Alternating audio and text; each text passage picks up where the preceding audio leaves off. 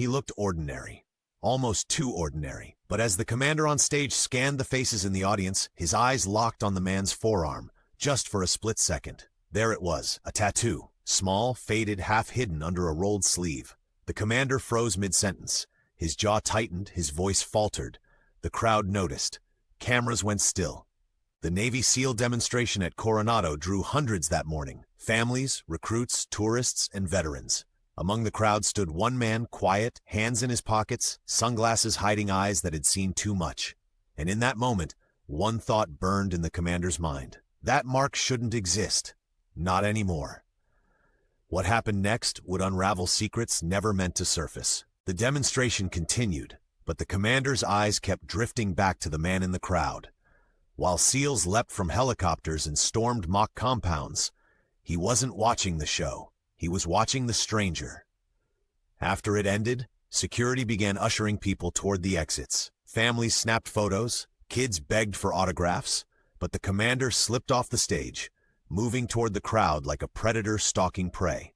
The man didn't notice at first. He was staring at the flag whipping in the bay wind, his hand resting on the tattoo like a reflex. But then he felt it, eyes on him, heavy, piercing, unmistakable. "Sir," a guard said, "the commander would like a word."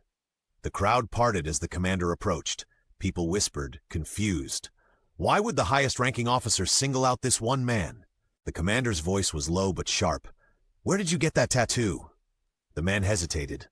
He glanced down at his arm, then back up.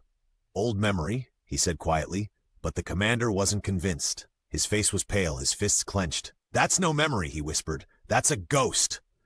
Within minutes, the man was escorted into a restricted building near the docks. Not under arrest, not exactly, but guarded, contained. He sat across from the commander in a dim room, walls humming with the buzz of fluorescent lights. "Name," the commander demanded. The man hesitated, then answered softly, "David Kane." The commander's eyes narrowed.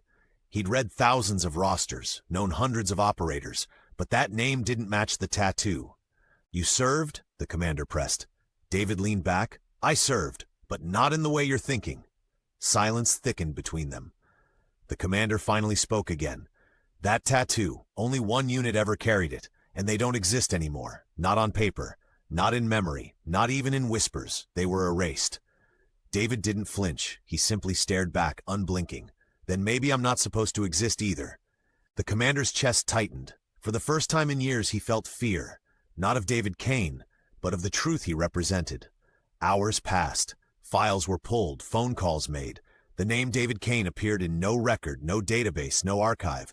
It was as though he'd been scrubbed from history. Finally, the commander returned to the room. He dropped a single object on the table. A classified file, its cover stamped with bold red letters, erased. "Tell me," the commander demanded, "what mission are you here for? Why now?" David looked at the file but didn't touch it. His voice was calm. "I'm not here for a mission. I came to watch, to remember." The commander shook his head. "Men like you don't come back to remember. That tattoo, it was the mark of Task Echo." David's eyes flickered for the first time. Task Echo, the black unit, the one whispered about in rumors, operators sent into missions with no return, no credit, no names. "You were supposed to be gone," the commander said softly. "You were supposed to have died with the rest." David leaned forward, voice low. "Not all of us died." As the hours turned to night, David began to speak. His words were slow, deliberate, like peeling back layers of a wound that had never healed. Years ago, Task Echo had been deployed on missions so dangerous they made headlines only as mysterious explosions or unexplained disappearances. They carried no flags, wore no patches, left no trace. One mission changed everything.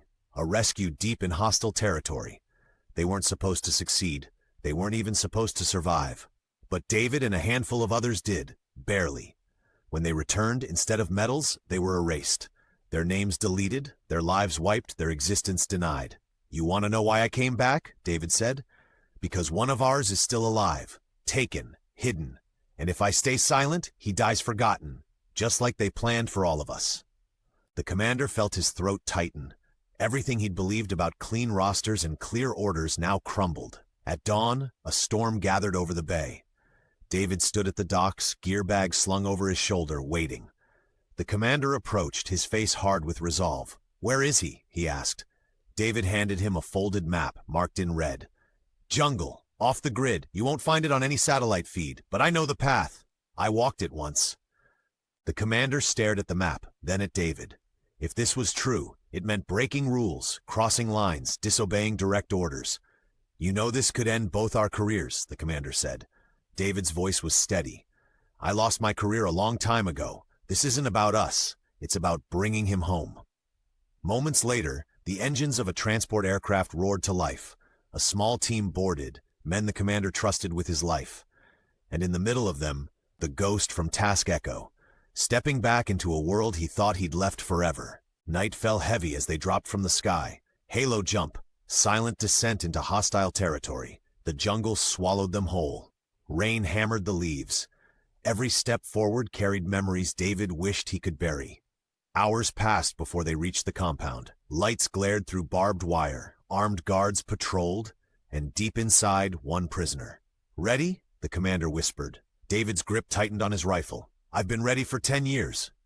The fight was brutal. Explosions rocked the night. Gunfire shredded the silence. David moved like a shadow, faster than men half his age, each strike a reminder that ghosts never truly die. At last they reached the cell. Inside was a man barely alive, chained, beaten, but breathing. His eyes lifted weakly. "David?" he whispered. David's throat burned. Against all odds, his brother in arms had survived. "We're getting you out," David said, breaking the chains. The escape was chaos. Alarms, bullets, fire. But step by step, yard by yard, they carved their way through. David took a round to the shoulder but kept going, dragging his comrade through the storm of death until the evac bird roared overhead. As they lifted into the sky, flames consumed the compound. Below them, enemies scattered in panic. Above them, the night opened like freedom. Back at Coronado, there were no parades, no speeches, no medals.